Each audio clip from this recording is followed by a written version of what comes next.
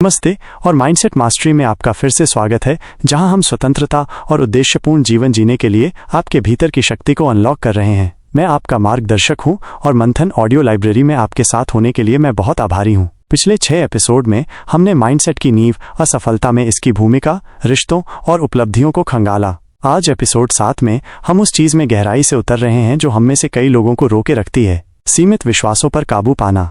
कल्पना कीजिए कि आप एक अदृश्य बोझ ढो रहे हैं, एक शांत आवाज जो फुसफुसाती है, आप पर्याप्त नहीं हैं, आप ये नहीं कर सकते या आप इसके लायक नहीं हैं। ये है सीमित विश्वास और ये सच नहीं है, ये वो कहानियां हैं जिन्हें हमने मान लिया है। आज हम ये जानेंगे कि इन मानसिक बाधाओं को कैसे पहचानें, इनके बचपन में कैसे जड़े हैं, नकारात्मकता के चक्रों को कैसे तोड़ें, क्षमा के जरिए उपचार करें और अपने घावों को बुद्धिमत्ता में कैसे बदलें। यह है अपने आप को उस व्यक्ति बनने के लिए स्वतंत्र करने की यात्रा है जो आप बनने के लिए बने हैं। तो एक गहरी सांस लें, उस बोझ को छोड़ें और चलिए स्वतंत्रता की यात्रा शुरू करते हैं।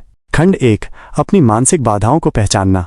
सीमित विश्वास अदृश्य दीवारों की तरह हैं, वे आपको आगे बढ़ने से रोकते हैं, अक्सर बिना आपको इसका एहसास हुए। ये विचार हैं जैसे मैं पर्याप्त बुद्धिमान नहीं हूँ, मैं कभी सफल नहीं होऊंगा या मुझे यहाँ नहीं होना चाहिए। इन मानसिक बाधाओं को पहचानना इन पर काबू पाने का पहला कदम है। अर्जुन से मिले एक प्रतिभाशाली कलाकार जिसने ये विश्वास करके चित्रकारी छोड़ दी थी कि मैं पर्याप्त रचनात्मक नहीं हूँ। उस विश्वास ने उसे एक ऐसी नौकरी में फंसाए रखा जिसे वो नफरत करता था। लेकिन जब उसने अपने विचारों को नोटिस करना शुरू किया तो उसे एहसास हुआ कि ये विचार वर्षों पहले एक कठोर आलोचना से आया था, ये सच नहीं था। उस मानसिक बाधा को नाम देकर उसने इसे प्रश्न करना शुरू किया और फिर से अपने पेंट ब्रश को उठाया। आज उसकी कला फल फूल रही है, इसलिए नहीं कि उसने संदेह को मिटा दिया, बल्कि इसलिए कि उसने इसे वही देखा जो वो था, एक कहानी, न कि तथ्य। शोध दिखाते हैं कि आत्म जागरूकता, अपने विचारों को बिना आलोचना के नोटिस करना, दिमाग के प्रीफ्रंटल कॉर्टेक्स को सक्रिय करता है, जो आपको अनुपयोगी विश्वासों को चुनौती देने में मदद करता है। इसे आजमाएं, एक दिन के लिए एक नोटबुक या अपने फोन में अपने बारे में नकारात्मक विचारों को लिखें। उन्हें जज न करें, बस देखें, पैटर्न ढूंढें।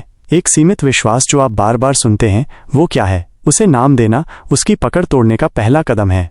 खंड 2, बचपन की प्रोग्रामिंग और माइंडसेट जाल।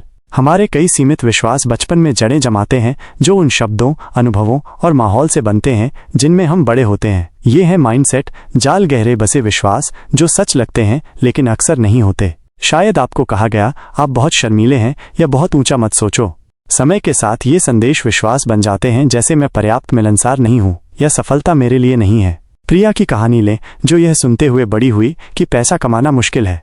वयस्क होने पर उसने वित्तीय जोखिम लेने से परहेज किया, ये विश्वास करके कि वह कभी धनी नहीं होगी। लेकिन जब उसने अपने बचपन पर चिंतन किया तो उसे एहसास हुआ कि यह विश्वास उसका नहीं था, यह उसके माता पिता के डर से प्रोग्राम किया गया था। इसे प्रश्न करके उसने निवेश के बारे में सीखना शुरू किया और एक सुरक्षित भविष्य बनाया। उसने अपने अतीत को मिटाया नहीं, उसने इसके प्रभाव को फिर से लिखा। अध्ययन दिखाते हैं कि बचपन के अनुभव न्यूरल पाथवे को आकार देते हैं, लेकिन आपका दिमाग लचीला रहता है। आप पुराने जालों को अनलर्न कर सकते हैं। इसे आजमाएं, अपने बचपन के बारे में सोचें। आपको अपने बारे में या दुनिया के बारे में क्या संदेश मिले? एक ऐसा संदेश लिखें जो अभी भी बना हुआ है, जैसे मैं पर्याप्त अच्छा नहीं हूँ। अब पूछें, क्या ये वाकई सच है या ये सिर्फ एक कहानी है जो मुझे सिखाई गई थी? आज आप कौन सा माइंडसेट जाल प्रश्न करना शुरू कर सकते हैं। खंड 3, नकारात्मकता के चक्रों को तोड़ना। सीमित विश्वास नकारात्मकता के चक्रों में फलते फूलते हैं, दोहराए जाने वाले विचार जो संदेह और डर को मजबूत करते हैं। इन चक्रों को तोड़ने के लिए जानबूझकर कार्रवाई की जरूरत होती है, पुराने पैटर्न को नए, ग्रोथ उन्मुख पैटर्न से बदलना। समीर पर विचार करें, जो यह मानता था, मैं हमेशा बड़ी चीजों में असफल होता हूँ। हर रुकावट, जैसे एक छूटा हुआ प्रमोशन इसे साबित करता प्रतीत होता था, उसे नकारात्मकता में फंसाता था। लेकिन उसने चक्र तोड़ने का फैसला किया। उसने छोटे से शुरू किया, एक नया कौशल सीखने का लक्ष्य रखा और अपनी प्रगति को ट्रैक किया। प्रत्येक सफलता, चाहे कितनी छोटी हो, उसके विश्वास को कमजोर करती थी। उसने नकारात्मक आत्मवाद को सकारात्मक कथनों से बदला, जैसे मैं हर कदम के साथ सीख रहा हूँ। समय के साथ उसका माइंडसेट बदला और उसका जीवन भी। विज्ञान इसका समर्थन करता है, नकारात्मक विचार पैटर्न को सकारात्मक पैटर्न से बदलना, जिसे संज्ञानात्मक पुनर्गठन कहा जाता है, समय के साथ आपके दिमाग को फिर से तार करता है। इसे आजमाएं, एक नकारात्मक विचार चक्र को पहचानें, जैसे मैं इसे कभी ठीक नहीं कर पाऊंगा। इसे एक छोटी, हासिल करने योग्य कार्रवाई करके बाधित करें, जैसे 5 मिनट का काम पूरा करना। फिर अपनी मेहनत की पुष्टि करें, मैं इसके जरिए बढ़ रहा हूँ। इसे रोज दोहराएं। आज आप कौन सा नकारात्मक चक्र तोड़ना शुरू कर सकते हैं। खंड 4, क्षमा, उपचार और आत्ममुक्ति। सीमित विश्वासों पर काबू पाने का मतलब अक्सर दर्द का सामना करना होता है, पिछले अनुभवों, दूसरों के शब्दों या अपनी आत्म आलोचना से दर्द। क्षमा, उपचार और आत्म मुक्ति इस बोझ को छोड़ने और आगे बढ़ने की कुंजी हैं। मैं एक कहानी साझा करता हूँ। आयशा ये विश्वास रखती थी कि वो प्रेम करने योग्य नहीं है, जो उस बचपन से उपजा था जहाँ उसके माता पिता दूर थे। उसने उन्हें और खुद को दोष दिया, नाराजगी को थामे रखा। लेकिन थेरेपी के जरिए उसने क्षमा करना सीखा। क्षमा करना माफ करना नहीं, बल्कि खुद को मुक्त करना। उसने अपने छोटे स्व को एक पत्र लिखा जिसमें कहा, तू पर्याप्त है। क्षमा और उपचार का ये कार्य उसे उस विश्वास को छोड़ने में मदद करता था जिसने उसके दिल को प्रेम और आत्म स्वीकृति के लिए खोल दिया। शोध दिखाते हैं कि क्षमा तनाव को कम करती है और मानसिक स्वास्थ्य को बढ़ाती है, दिमाग के डर केंद्र अमिगडाला को शांत करके। उपचार का मतलब दर्द को मिटाना नहीं है, इसका मतलब है इसकी पकड़ को छोड़ना। इसे आजमाएं। किसी ऐसे व्यक्ति या खंड 5, घावों को बुद्धिमत्ता में बदलना।